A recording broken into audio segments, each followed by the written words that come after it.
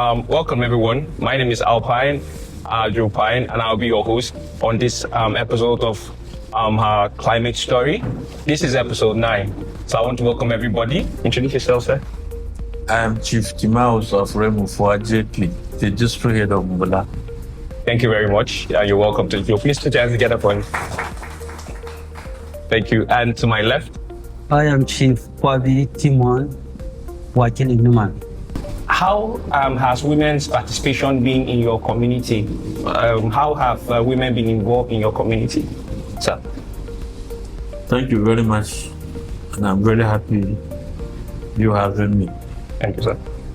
And I want to thank her NGO for their resilience in what they are doing. Sir. And I want to say that the presence of her in my community has brought a lot of changes and encouragement into our women.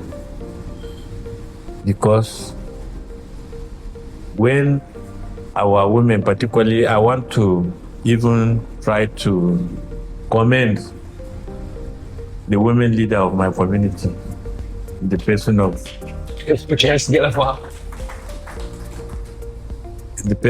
Abigail Dixon. The woman has been so resilient. She has gone about bringing women together, doing all sorts of things, to the extent that I learned, and I even went to see to myself. They made a garden that they tried to, put in some vegetables that will help the women in that community. And there are other things they are doing, like they put themselves together that if there are, vulnerable women, particularly, that cannot do things for themselves, they used to organize themselves. To my knowledge, they have been going to help them, fetch water for them, wash their clothes, make even provisions for them. So honestly, I must commend my women leader. They are trying, and there are a lot of things they have been doing. Thank you. Women participation in my community in Numan, they've been doing very well. Because I've once been to Kadamchi Ward. I've seen what women are doing there. In climate change, they've been doing well. They've been helping community leaders in solving problems. Sometimes in my office, if there is problem, they will handle the problem until it is out of their hand before they will consult me. Wow, that's beautiful. And before then, we have women ward leaders in Numan, 4, which will appoint them to help us to mitigate problems in homes, especially in areas of this Hausa. It is not easy to go into their houses. So women can go freely and have discussion with their women. If there is problem, they will come into and settle their problems. How has climate change affected your communities so far? Thank you very much. I want to say, when you are talking about climatic change, it has affected my community particularly so much. I strongly believe that everybody knows here that flooding is as a result of climatic change. And this has affected my community to the extent that the sorghum crop that used to be our staple food in Mbula land is no longer there as a result of climatic change. And some people may say, Mutukwa, Definitely our people produce musupa, but sorghum, we have them in different species. And the particular one I'm talking about that has gotten lost from our land now is no longer there, because that is the one that our people, are used to, and is the one that people like so much. Now, our women in Mbula land, I want to say they are very resilient and very, very hardworking. And being affected by this climatic change devastates a lot of the women, because it is the way of life of almost every woman and everybody in that land. Now that because of the climatic change or flooding, a lot of things came to a standstill, and they affect everybody. So what we are trying to say here is, honestly speaking, climatic change has caused a lot of havoc, not only to the women, but to the entire generality of our people. Thank you. Sir, how's it affected you? Effect of climate change in our community. Yeah. It has affected families, children, men and women,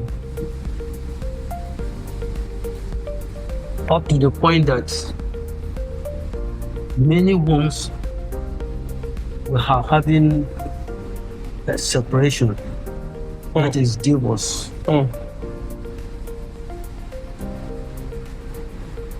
At the cause of this climate change, many homes are not getting food to eat.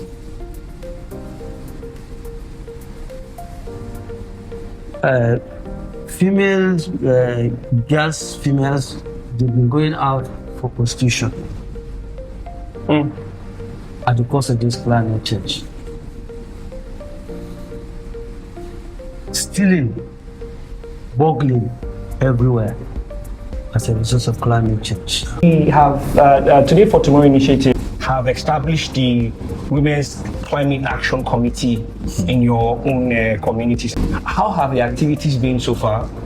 And then what do you have to say about them? Thank you very much. Women Climatic Action Committee that you people set up in my community. Honestly, they are doing very great. I would still like to commend my women leader, because she has been so much up and doing. They have been going around doing all sort of sensitization on how the issues of climatic change can be addressed. They have been going around, with my knowledge, encouraging women, despite the problems that they have affected, they have been affected as a result of the climatic change, giving them all sort of encouragement and telling them what to do to, to curb the problem of the climatic change. Honestly speaking, I want to say here that my women leader is the best women leader in terms of many things. She has been doing very great. She has been organizing women for many things that will help them get out of the problems as a result of climatic change. These CSC women in the community, they've been doing well. We've been going around organizing women to make this a susu, so that it will be helping them. Yeah. And they've been creating other things so that they keep themselves busy, so that they'll be having something to provide for the family. Yeah. We've been going around doing that in our own community. Yeah. One of the things we discovered is these two communities relied heavily on farming.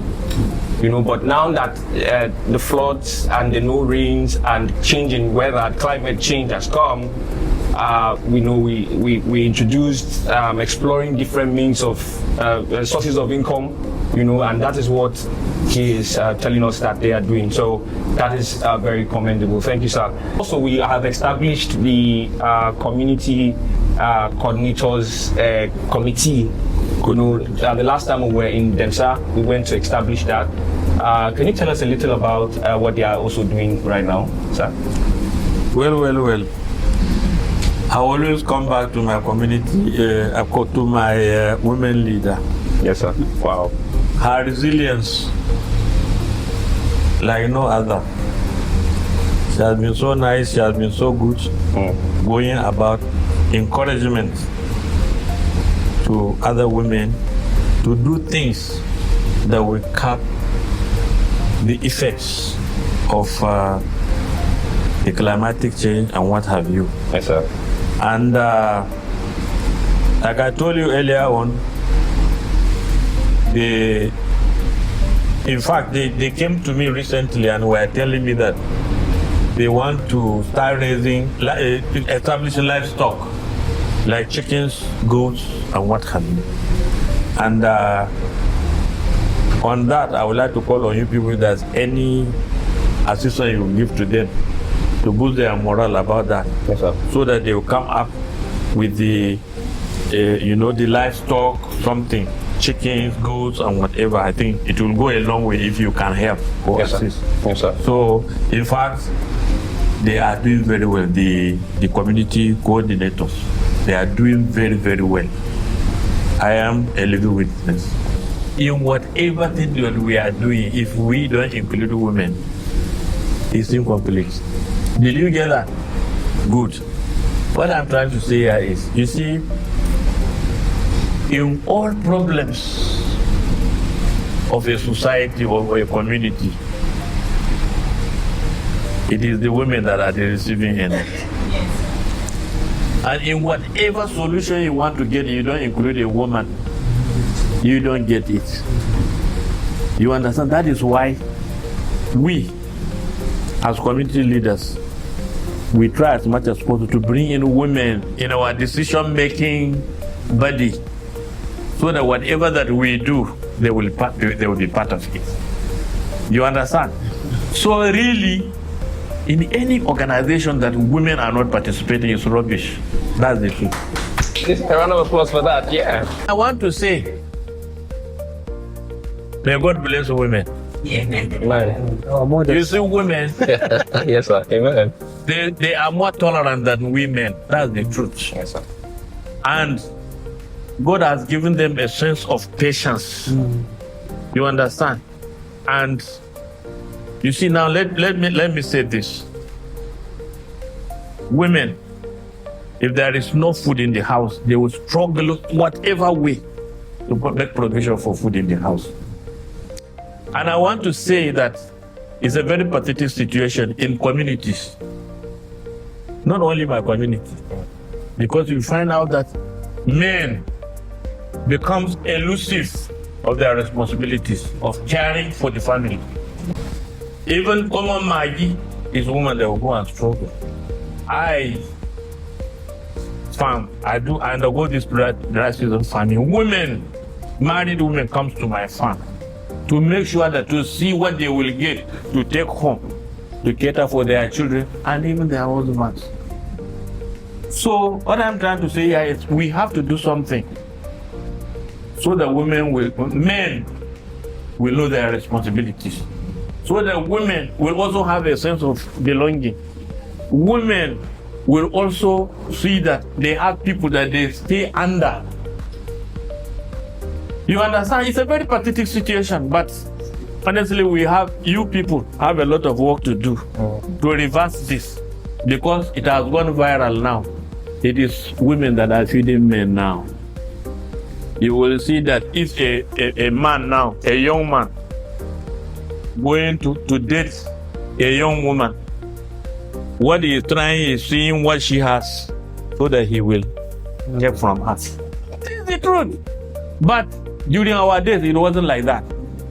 It wasn't like that. It is you that does everything for the lady or for the woman that you go. So you people have a lot of work. We also have a lot of work. to see how we can reverse it, because it is an unfortunate situation that we have found ourselves that men now that are supposed to be the people taking care of the women have taken over. They are the people taking care of women. So, sir, over to you. Community Coordinators Committee in my area, Numan. Yes, sir. They've been doing very good things that I like it in order to control just young girls that have been going about for prostitution, in order to control them. They've been going about sensitize them, organize them, giving them some lectures in order to keep them away from going about making this prostitution. That's what they've been doing. Yes, sir. And also encouraging them to have something doing. And thank God there are some that have picked this challenge.